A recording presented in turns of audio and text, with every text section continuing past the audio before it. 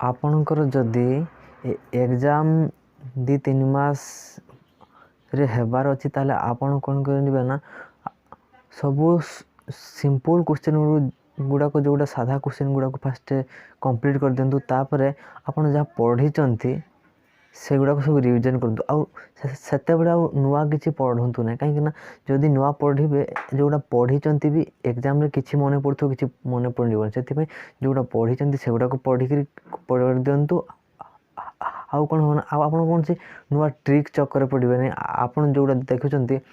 आपड़ देखिथे 10 minute 10टा question एमती किसी करते कहीं आप जो 10टा क्वेश्चन जो यूट्यूब रे मिल से गुड़ाक